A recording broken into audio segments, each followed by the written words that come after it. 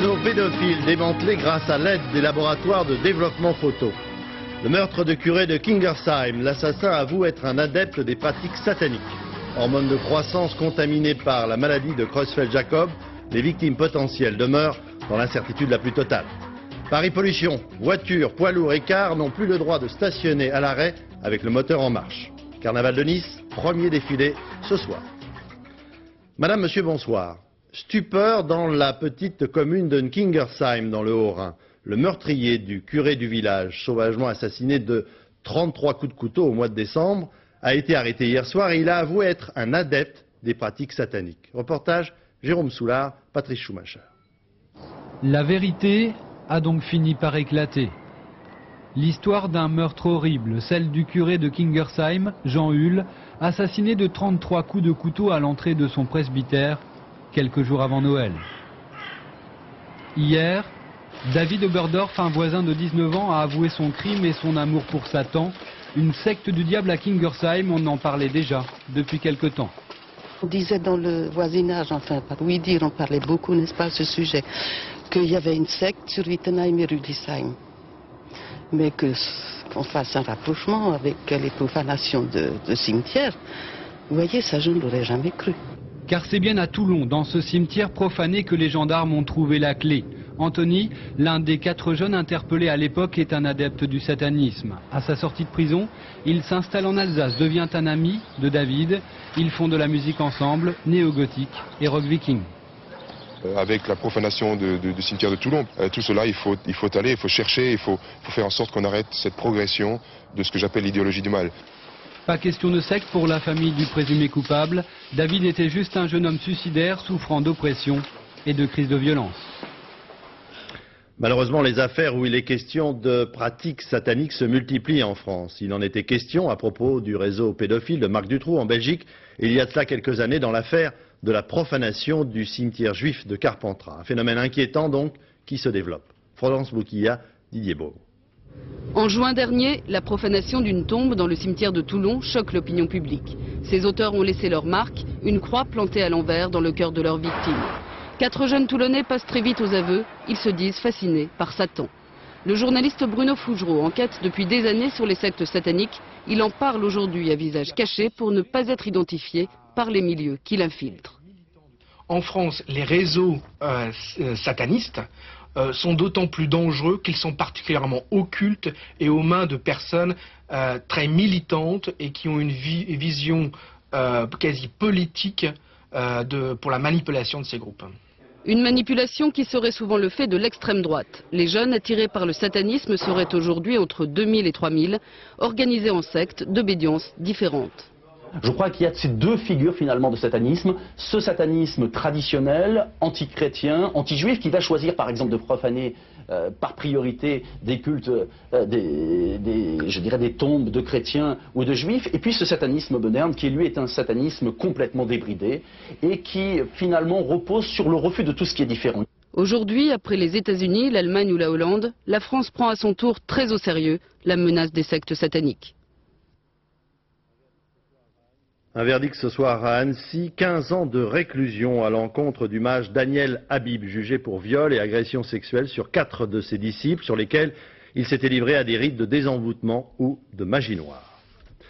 Les laboratoires de développement photo au secours de la police pour démasquer les réseaux pédophiles. Récemment, à Toul, un ingénieur célibataire d'une 40aine d'années a été mis en examen. Il avait été dénoncé par un labo photo auquel il avait donné à développer une pellicule montrant un adolescent de 15 ans nu et ficelé sur une poutre.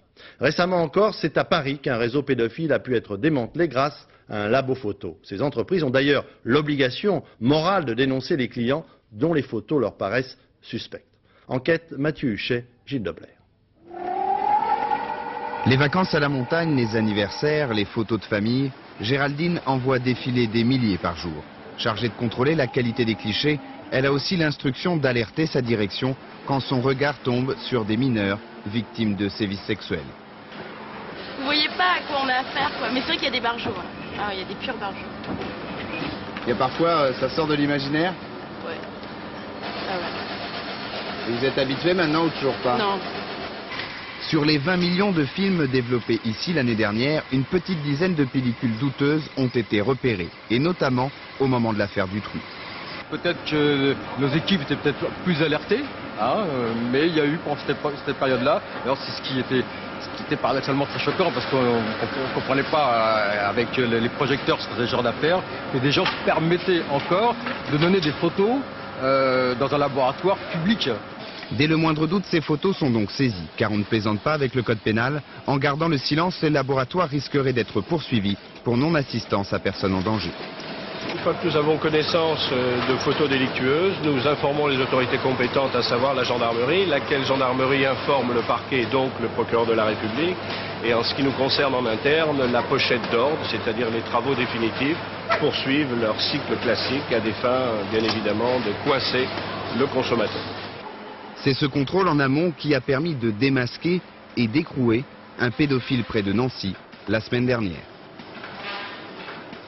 En bref, à Angers, une altercation entre deux lycéens s'est terminée en drame. Un garçon de 17 ans a été poignardé de 8 coups de couteau par un autre jeune homme de 19 ans.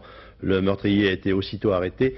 Les deux garçons s'étaient querellés à propos d'une dette d'argent. Après 3 semaines d'occupation de leur siège social parisien, les salariés du Crédit Foncier ont repris normalement le travail ce matin. Le conseil d'administration avait décidé hier soir la poursuite des activités de la banque jusqu'en 1998 au moins. Les syndicats vont désormais négocier avec les pouvoirs publics. Ce mouvement inhabituel dans la banque a changé bien des choses à l'intérieur de l'établissement. Reportage Caroline Marie, Franck Brisset. On lève le camp au Crédit Foncier. Ce matin, les salariés ont plié bagages après 3 semaines d'occupation. C'est pas fini là-bas. Hier, les actionnaires de la banque ont accordé un délai de 2 ans afin de régler les problèmes financiers, un sursis perçu avec scepticisme par les salariés. Il reste à gagner, à livrer un autre combat, bien plus important, celui de la survie de l'entreprise, et pas dans n'importe quelle condition. Il y a un an, j'aurais été optimiste dans une situation pareille, mais maintenant on a tellement reçu de coups derrière la tête chaque fois que ça allait mieux que non, je ne suis pas spécialement optimiste. Je pense que tout est à faire encore.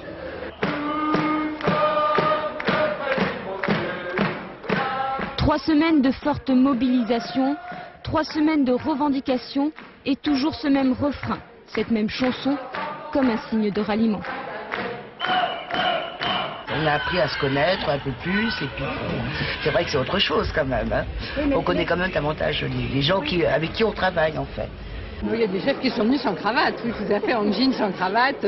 Il y en avait un matin, il avait fait le café, il était pas rasé, en t-shirt un peu dégueulasse. Une victoire pour les salariés du Crédit Foncier, mais une victoire d'étape, puisqu'une nouvelle bataille les attend, celle des chiffres. Les syndicats entendent démontrer que le Crédit Foncier peut continuer son activité. Les employés de la société de confection textile Mariflo de Lorient ont obtenu gain de cause après 1 mois de grève. Il ne s'agissait ni d'horaire de travail, ni d'augmentation de salaire, ni de retraite. Ce qu'elles réclamaient, c'est le départ d'un chef de service particulièrement odieux à leur égard. La justice leur a donc donné raison. Reportage Philippe Visserias, Marc Millet. C'est déjà signé par Maître Robert. Est-ce que vous nous autorisez à le signer? Oui.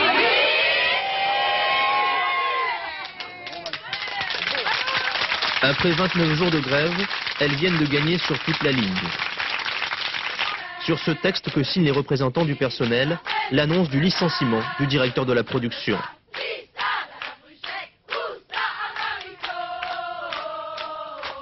On mène le directeur dehors, on parle la dignité de la femme est là, c'est tout, c'est le bonheur.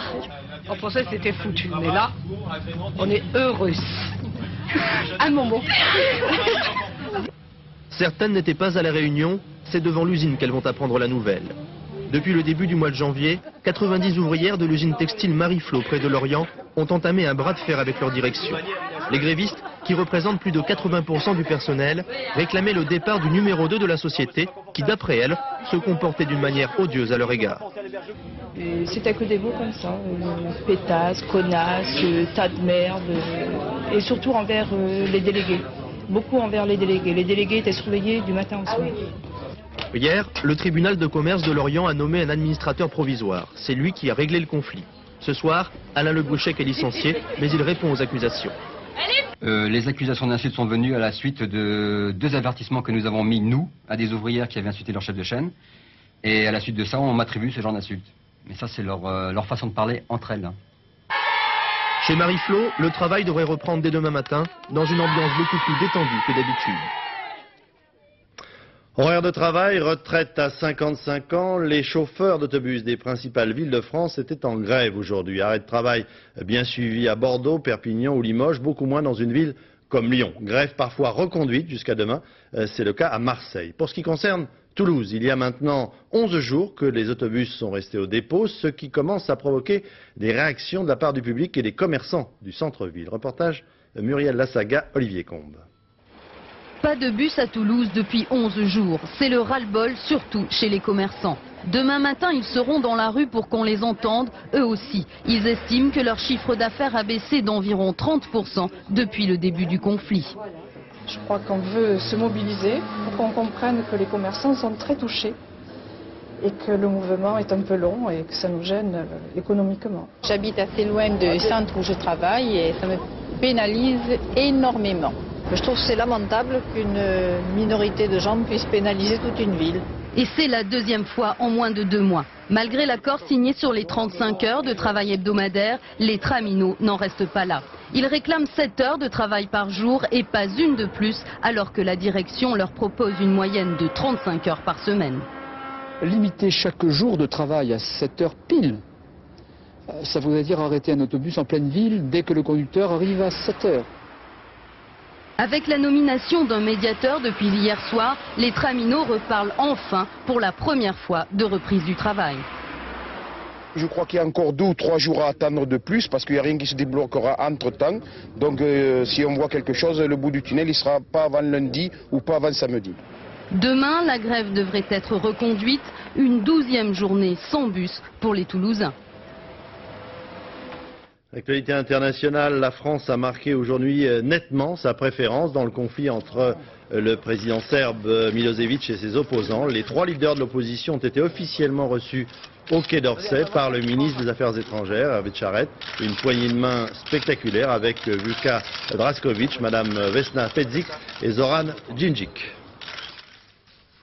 Nouveau record du chômage en Allemagne qui atteint désormais 12,2% de la population active. En Allemagne aujourd'hui, des chefs d'entreprise font appel à des techniciens privés pour traquer l'absentéisme, un phénomène qui est loin d'être marginal dans le pays. Ces détectives privés sont chargés de débusquer les malades imaginaires. Berlin, Jérôme Catala.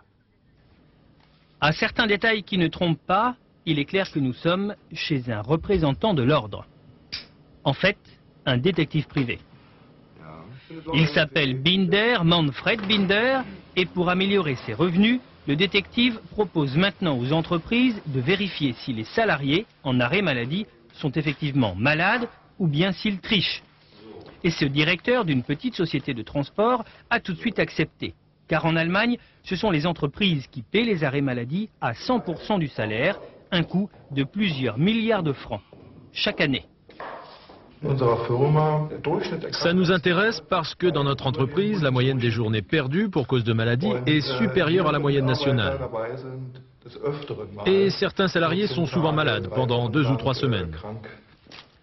Alors Manfred Binder et sa fidèle assistante ont été chargés d'aller vérifier la réalité de l'état de santé d'un salarié. Un salarié un peu surpris par la venue d'un détective privé chez lui, mais qui accepte finalement de répondre aux questions sans paraître particulièrement choqué par le procédé. Je ne trouve pas ça gênant. Je n'ai rien à cacher, moi. Professionnel, Binder prend des notes. Son rapport, cette fois, sera favorable aux visités. Nous vérifions plusieurs éléments. Petit A, que le salarié en arrêt maladie soit bien à la maison. Petit B, comment il se porte. Parce que si on le chope en train de jouer au tennis ou de jardiner, alors là, je le signale dans mon rapport. Conscient que son travail pourrait éventuellement provoquer le licenciement d'un salarié, le détective s'affirme sans état d'âme et se présente comme un redresseur de tort. En France, une entreprise d'Avignon a mis au point un fichier des mauvais payeurs en matière de location de logement. Ce fichier national informatisé est à la disposition de tous les agents immobiliers qui veulent bien s'y abonner. Pour l'heure, la commission informatique et liberté n'a rien trouvé à y redire. Reportage Léo Lamberton, Pascal Ponce. Christian Fabre est un agent immobilier inquiet. Depuis peu, il se rassure en consultant sur le Minitel le fichier national des incidents de paiement locatif. Autrement dit, le fichier des locataires mauvais payeurs. Exemple, si Patrick Duchemol vient dans ce cabinet pour chercher une location, on va entrer ses coordonnées sur le Minitel et voilà ce qui va se passer. Alors voilà, donc nombre de déclarations trouvées, 1. Donc c'est un monsieur qui a déjà eu un incident. C'est un propriétaire qui a fait cette déclaration et non pas un professionnel. Et alors qu'est-ce que ça vous amène à quoi? Eh bien disons que ça m'amène à plus de suspicions évidemment envers cette personne. C'est une société avignonnaise qui a créé ce fichier. Il fonctionne depuis septembre dernier. Le concepteur se veut discret. Il ne dit pas le nombre de personnes fichées. Seuls les professionnels peuvent consulter, moyennant 2500 francs par an. Tout locataire qui ne paie pas son loyer depuis 3 mois peut se retrouver sur cette liste. Il n'a pas son mot à dire, le propriétaire doit seulement l'avertir qu'il l'a dénoncé. Je vois pas ça comme une liste noire, parce que j'estime donc redonner confiance aux propriétaires. Je souhaite à ce que chaque propriétaire puisse ouvrir son logement et le redonner à la location. Que les propriétaires se protègent, je le comprends, ils ont le droit de protéger leur patrimoine et leurs biens, mais par contre qu'il y ait un fichier systématique pour informatiser, pour noter les personnes qui seraient des soi-disant personnes de mauvaise foi, ça je trouve ça inqualifiable. La Commission nationale de l'informatique et des libertés a autorisé la création de ce fichier, mais elle avoue qu'elle ne s'est pas véritablement penchée sur le fond. Or c'est là qu'est tout le problème. La Cour de cassation vient de rejeter les pourvois de Michel Noir, Michel Mouillot, Patrick Poivre d'Arvor, condamnés pour recel d'abus de biens sociaux. En conséquence, l'ancien ministre et maire de Lyon, Michel Noir, a fait savoir officiellement qu'il mettait un terme à sa vie politique. À Vitrolles, dans les Bouches-du-Rhône, à 48 heures du second tour des élections municipales, après la mobilisation de la gauche hier soir, c'est la grande réunion du Front National. Reportage Mickaël Darmon, Patrick Desmully. Quelques minutes avant l'arrivée des Maigret dans la salle des fêtes. Catherine Maigret, c'est elle que les militants acclameront, mais tous les regards ce soir se tourneront vers lui. Bruno Maigret, le numéro 2 du FN, tente de conquérir pour la 2e fois Vitrolles, son champ d'action, son fief, où même Jean-Marie Le Pen ne vient pas. Dans cet appartement transformé en quartier général, Bruno Maigret et son équipe travaillent Vitrolles en profondeur depuis des années. Une présence politique soigneusement étudiée, les marchés sont régulièrement labourés pour l'image de marque et lorsqu'on se retrouve dans les réunions entre particuliers, on peut détailler le programme pour la ville. On va les porter à 80, donc sur combien, plus de 1000 euros, c'est pas disproportionné, sans compter que parallèlement on supprimera un certain nombre d'emplois pour les transformer en employés, en policiers municipaux, notamment les agents, les éducateurs de rue. C'est une folie furieuse, hein, les éducateurs de rue. Il y a quelques mois, Bruno Maigret savait qu'il serait inéligible. Son plan de remplacement pour la campagne était prêt à ses côtés, son épouse. Et le couple Maigret commence à visiter les quartiers et commerces de Vitrolles, malmenés par l'économie. C'est toujours beau le vieux village de Vitrolles, mais il est en train de mourir hélas. Nous avions un boulanger-pâtissier qui a dû partir. Nous avions également un petit boucher qui a dû fermer ses portes. De son côté, Jean-Jacques Anglade arpente à nouveau un terrain délaissé. Au premier tour, mais elle représente encore plus l'ensemble des démocrates et des républicains de Vitrolles. Hier, c'était la gauche qui se réunissait autour de Jean-Jacques Anglade. Ce soir, le couple candidat mobilise ses troupes en retrait forcé. Bruno Maigret joue par procuration son va-tout pour la suite de son parcours politique. Il y a quelques semaines, nous vous révélions l'existence d'un risque potentiel de contamination par la maladie de Creutzfeldt-Jakob d'environ 1500 personnes traitées par hormones de croissance. Certains lots contaminés avaient quand même été utilisés. Depuis, les éventuelles victimes attendent désespérément des informations. Gilles Marinet, Marc Millet. Frédéric et Émilie se sont connus il y a quelques mois. Le jeune homme savait que sa fiancée avait été traitée durant 10 ans avec des hormones de croissance, mais il ignorait tout de la maladie de Creutzfeldt-Jakob et du risque mortel encouru par Émilie. Maintenant, il faudra vivre avec la peur. C'est dur parce que moralement quand même, moi j'étais quand même très choqué, et puis maintenant essayer de vivre ça pour Émilie, c'est vraiment très lourd à porter. Bon ben, on évite d'en parler. Bon, ça arrive toujours, il y a toujours des... Ça arrive, on en parle, mais bon, c'est dur. C'est dur, on essaie de se cacher un peu la chose, mais... 1983-1993. Pour Émilie, 10 ans de traitement avec de l'hormone prélevée sur des cadavres. On sait officiellement depuis 1992 que certains extraits étaient contaminés par le virus indétectable de la maladie de Creutzfeldt-Jakob, à l'issue toujours fatale. 45 enfants sont déjà morts. Émilie connaissait le risque, mais pas l'ampleur de la contamination. J'y pensais absolument plus. Je me disais, bon, à la rigueur, il y a des risques, mais ça n'a pas l'air trop important.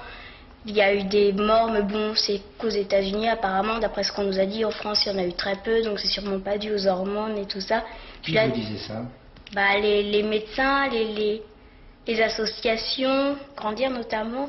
Grandir, c'est le nom de l'association qui regroupe les familles d'enfants traités à l'hormone de croissance. Au début de l'épidémie, ses dirigeants ont commencé à nier tout risque avant de le minimiser. Aujourd'hui, ils exigent la vérité pour chaque famille concernée par le biais d'entretiens avec les médecins traitants. Je crois que c'est très important aujourd'hui que l'information soit personnalisée par rapport à la famille et aussi par rapport aux jeunes qui a le risque. Les familles veulent surtout savoir s'ils étaient destinataires de certains lots suspects. La pharmacie centrale, fournisseur de l'hormone, s'est engagée aujourd'hui à donner cette information aux médecins. Le secrétaire d'État à la Santé revient sur une décision de la Caisse d'assurance maladie dont nous vous parlions hier soir ici même, de ne plus rembourser les tests de dépistage du cancer du côlon réalisés à titre expérimental en France. Pour le ministre, l'expérience continue.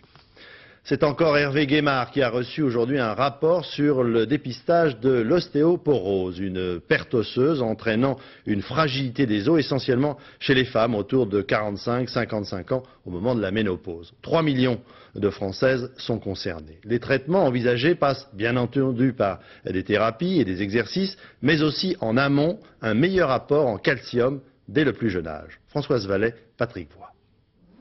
Allez-y, décollez. Micheline a 52 ans et suit des cours de gymnastique pour fortifier ses os. Je me suis fracturé 2 côtes, sans choc apparent. Le médecin donc a prescrit une densitométrie et s'est avéré que j'avais une ostéoporose importante. La maladie touche principalement les femmes. À l'âge de la ménopause, l'os se fragilise, la perte osseuse peut atteindre 40 à 50%. À gauche, un os normal, à droite, un os atteint par l'ostéoporose. Il y a 3 mesures pour prévenir l'ostéoporose. Il y a la gymnastique, le calcium, l'apport en calcium et en vitamine D, et enfin, il y a le traitement hormonal. Et donc, quand on a un apport... Mais le meilleur moyen de lutter contre l'ostéoporose reste la prévention. La masse osseuse augmente jusqu'à l'âge de 30 ans. Ensuite, elle se stabilise et décroît après la ménopause. Il faut donc entretenir ses os le plus tôt possible par une activité physique et l'alimentation. Vous avez systématiquement un yaourt ou à la limite éventuellement, en général c'est qu'un yaourt. Hein, oui, je viens uniquement en prévention pour ne pas avoir d'ostéoporose et avoir tous les inconvénients. Vaut mieux prévenir que guérir. Prévenir l'ostéoporose, c'est aussi lutter contre le tabac. Il entraîne une diminution de la masse osseuse. Pollution. Un décret ministériel interdit à partir d'aujourd'hui à tous les véhicules circulant en région parisienne de stationner en laissant le moteur tourner sous peine d'amende. Assez forte d'ailleurs. José Blanc-Lapierre, Philippe Montoisy. Laisser tourner son moteur alors que l'on est en stationnement est désormais interdit. Vous ne le savez pas encore, rien de plus normal. La mesure date d'aujourd'hui. Si vous ne coupez pas le contact, il vous en coûtera 450 francs. Première réaction à chaud. Si j'allume et j'éteins, je pollue encore plus. Si je l'ai fait dans la même minute. Pendant les très grands froids, ils nous ont demandé pour les gens de laisser le chauffage et le moteur tourner. Autre cible des mesures anti-pollution, les camionnettes de livraison. Elles sont 610 000 en Ile-de-France, les 2 tiers ont plus de 4 ans. Leur pot d'échappement devra passer au contrôle technique chaque année. Enfin, et c'est tout pour les véhicules, un macaron vert sera attribué aux sociétés qui renouvelleront leur parc avec des véhicules électriques ou au gaz. Munies de ce label vert, ces voitures seront peut-être les seules autorisées à sortir en cas de pic de pollution. C'est pour les industriels que les contraintes sont les plus sévères. En Île-de-France, ils sont une douzaine de gros pollueurs potentiels, comme les compagnies de chauffage ou encore la centrale thermique de Vitry. Ces sociétés vont devoir, et tout de suite, changer fioul et charbon au profit de combustibles à basse teneur en soufre. Une reconversion qui peut coûter cher, 150 millions de francs pour EDF par exemple. D'ici à l'an 2004, ce sont toutes les cheminées d'Île-de-France sans exception qui devront fumer plus propre. La région compte ainsi réduire la pollution de 15%. Paris, sa banlieue et toutes les zones urbanisées d'Île-de-France sont concernées, c'est-à-dire un peu plus de 9 millions d'habitants. Il y a les chauffards de la route, cela on les connaît, il y a aujourd'hui l'équivalent sur les pistes de ski en montagne. Les collisions augmentent et ce n'est pas toujours dû à l'inexpérience des skieurs. Conséquence, eh bien, certains voudraient pouvoir sanctionner, d'autres estiment que la montagne doit rester un espace de liberté et en appellent à la responsabilité de chacun. Reportage Benoît Gadret, Philippe Évêque. Le secteur des glacières pour le central. Oui, j'écoute. À 2700 mètres d'altitude, les pisteurs de Méribel-Mottaret interviennent régulièrement sur des collisions. Des collisions entre skieurs aux conséquences parfois dramatiques. En Savoie, 2 personnes ont trouvé la mort en décembre dernier. Et chaque année dans ce département, environ 200 skieurs sont ainsi blessés, parfois grièvement. De la sécurité sur les pistes, Marielle Guatchel a fait son cheval de bataille. L'ex-championne souhaiterait par exemple que soient imposés ces filets rouges qui forment une chicane et obligent les skieurs à ralentir à l'arrivée en station. Ça, c'est pas coûteux, c'est facile. Si vraiment les mairies le font pas, c'est qu'ils sont nuls. Ce franc-parler lui vaut le courroux d'une grande partie des responsables de station. D'autant que Marielle Guatchel va plus loin en réclamant une loi sur le ski. Il faut impérativement une loi pour autoriser aux maires de pouvoir enlever les forfaits sur les pistes de ski. C'est-à-dire que le gars qui va se comporter de façon tout à fait anormale, qui va créer des accidents, qui va être un être dangereux, il va avoir un avertissement, 2 avertissements, le 3e on lui enlèvera le forfait. Dans les stations, chacun s'accorde à reconnaître que le civisme fait de plus en plus défaut sur les pistes. Et souvent, les skieurs ne se rendent pas compte du danger. Comme on n'a pas de bâton, on est obligé de prendre énormément d'élan. Et c'est dans ces cas-là qu'on risque souvent de faucher des gens, quoi. Ça vous est déjà arrivé? Non, j'en ai jamais fauché, mais ça m'est arrivé qu'il y ait des gens qui tombent derrière moi. Alors à Méribel-Mottaret, la direction des pistes investit sur la signalisation et l'information des skieurs. La prévention avant tout, car ici, l'idée de sanctionner heurte les esprits. Je suis absolument contre une réglementation et contre des sanctions. Les gens qui viennent au sport d'hiver, c'est pour avoir de la liberté. Bien sûr, il ne faut pas n'importe quelle liberté. Il faut avoir le respect des autres, le respect d'autrui. Et je pense qu'on s'en sortira que comme ça. Prévention, répression, le débat est ouvert et la justice entend y prendre part. Le parquet d'Albertville poursuit désormais les skieurs inconscients responsables d'accidents graves. Sport, tennis, Coupe Davis. L'équipe de France remet son titre en jeu dès ce soir, dès cette nuit, en Australie.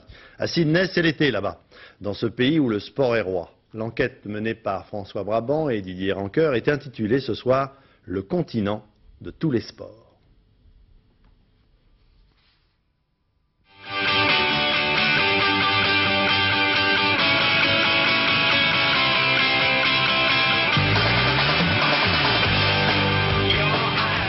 On ne peut jamais être tranquille. Même à l'autre bout du monde, même les pieds dans l'eau, il y a toujours une Australienne pour reconnaître Yannick Noah. Faut dire qu'ici, à Bondi Beach, quand on est sportif de haut niveau, on a de très bonnes chances d'être populaire. Sydney, comme tout le reste de l'Australie, balance en permanence entre 2 époques, entre 2 cultures, entre tradition et avant-garde, entre Angleterre et Amérique. Et son identité, l'Australie, elle la trouve dans le sport. Ici, on n'aime pas les sports de fillettes. Le sport roi, c'est le rugby, le jeu à 13 pour être précis. Tout le monde y joue, enfin tous les garçons, en culotte courte ou en cravate. Et les joueurs pros, les filles en sont folles. Mais alors, vraiment folles. Il est homo celui-là? Non, non, il est marié. C'est pas grave, il peut divorcer. Encore plus australien, voici le football australien. Plus de contact, plus d'engagement, plus de virilité. L'Australian Rules, c'est musclé. Ça, c'est pour le sport business, mais pour la pratique, l'Australie préfère l'élément liquide. La nature, plus que le ballon, ça fait des hommes, et même des surhommes. En Europe, les petits Européens vont chez les scouts. En Australie, les petits Australiens vont chez les lifeguards, les gardes-côtes. Là, ils apprennent à barboter, à pagayer, à tenir debout sur une planche, et après, ça donne ça.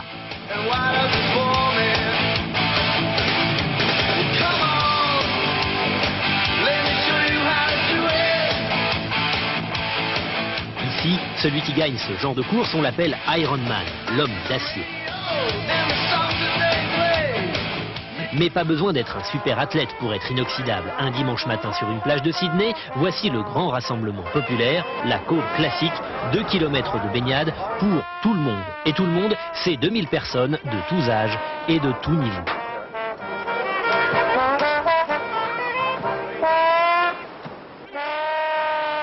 Ce jour-là, la course est un peu plus courte que d'habitude. Trop de vent, trop de vagues, trop dangereux, et pourtant, tout le monde termine.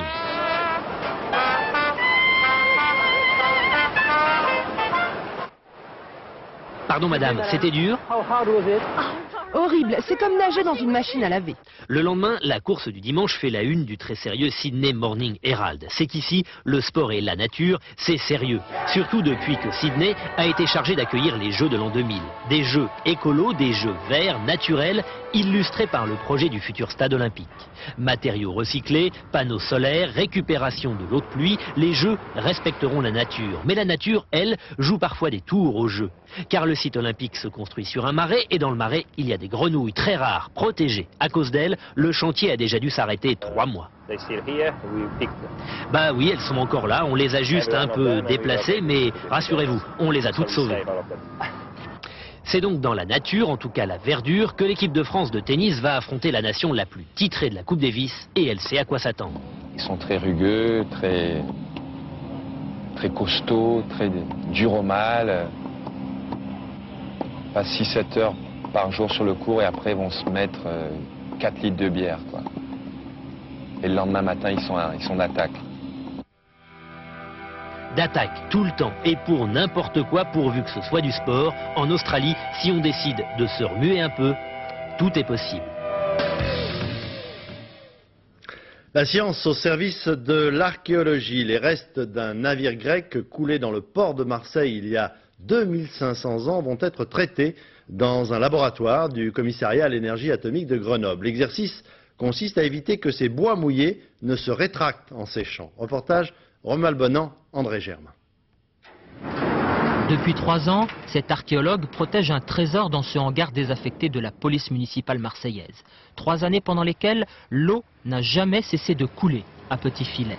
Seul moyen pour conserver la plus vieille épave grecque jamais mise au jour. Un bateau de 15 mètres en chêne et en pin, oublié dans la vase depuis 2500 ans. Le seul témoin, selon les archéologues, de la plus importante évolution technique en construction navale. Dans le système archaïque, on a ici, à l'extrémité de la quille, notamment des assemblages par ligature végétale, c'est-à-dire que les pièces sont assemblées entre elles par des liens végétaux, par des chiles végétaux. Et pour le reste du bateau, l'essentiel des assemblages se fait par des systèmes de tenons chevillés dans des mortaises. Comme ces cordages, l'épave grecque passera bientôt entre leurs mains dans ce laboratoire grenoblois unique en Europe, pour une restauration réservée aux objets gorgés d'eau. Des pièces de musée définitivement perdues si elles séchaient trop vite. Et ça peut avoir des conséquences tout à fait dramatiques, puisque cette pièce-là également était humide. Et là, vous voyez que le rétrécissement d'une pièce circulaire a donné quelque chose qui ressemble à plus rien du tout. Pour être séchés, les trésors archéologiques sont d'abord trempés dans de la résine qui prendra la place de l'eau. L'épave sera immergée 2 ans. Et certaines pièces subiront le même sort que ce Christ du XVe siècle. Une irradiation au rayon gamma pour durcir la résine en profondeur. Il faut faire attention, les bords sont fragiles. Et pour que l'épave supporte le voyage, les archéologues n'ont pas hésité non plus à mouiller leur chemise, plutôt leur t-shirt. Encore une dernière douche avant de subir un traitement long de 3 ans. Les Chinois fêtent leur nouvel an et la communauté chinoise dans le monde entier en fait autant. Les festivités ont commencé, vous le voyez, à Pékin avec les fameux dragons et les tambours et cymbales. On passe pour les Chinois de l'année du rat à celle du bœuf qui commence donc le 7 février. C'est la période des carnavals qui commence en France et en Europe et dans le monde entier d'ailleurs. Le premier défilé est prévu ce soir à Nice où l'on s'affaire pour que tout soit prêt à l'heure. Yasmina Farber, Didier Beaumont. Après 4 mois de travail, le carton-pâte a pris les traits du roi des sports. C'est lui qui ouvre le bal du carnaval de Nice. Jean-Pierre Pauvignat connaît bien cette entrée en scène. Il met la main à la pâte depuis 46 ans. Des dizaines de chars à son actif, une cascade de premier prix, un hommage tout simple à son père carnavalier. Je suis né là-dedans et je suis né juste 2 rues après. Et j'ai toujours vécu le carnaval. Moi, ma passion, et c'est peut-être un peu mon péché, j'ai toujours fait carnaval et je veux mourir avec carnaval. Ça, c'est ma passion, moi. Une passion que partagent les familles niçoises de carnavaliers. Cette année, ils ont planché sur le thème du sport, mais avec certaines contraintes. Ils n'ont pas dessiné les maquettes des chars, elles leur ont été imposées. Car il y a un intrus dans le carnaval. Agitateur d'idées, Gad Veil, l'homme qui a organisé une moisson sur les Champs-Élysées, se retrouve sur la place Masséna pour dynamiser la tradition. Le mariage des anciens systèmes et de nouveaux va faire, j'espère, une patte, une griffe spécifique pour le carnaval de Nice. Et les gens sauront que quand ils vont à Nice, ils baignent à la fois dans les moyens modernes, mais au service de ce qu'a toujours été le carnaval de Nice, une immense fête populaire. Une version moderne du carnaval très attendue. Déjà 57% des places assises sont vendues. Mais pour ceux qui ont vraiment envie de faire la fête, l'accès sera gratuit pour les personnes déguisées. Dans un instant, la météo, Sophie Davant, attention au brouillard givrant dans le nord-est pour demain matin. Ensuite, envoyé spécial, édition de la nuit, ce sera Philippe Lefay, aux alentours de 0h45. Demain, 7h50, dans les 4 vérités, Gérard Leclerc recevra Marie-Noëlle Lienemann du Parti Socialiste. Et demain, à 20h, vous retrouverez ici même Bruno Mazur. Je vous souhaite une excellente soirée sur notre chaîne. Bonsoir.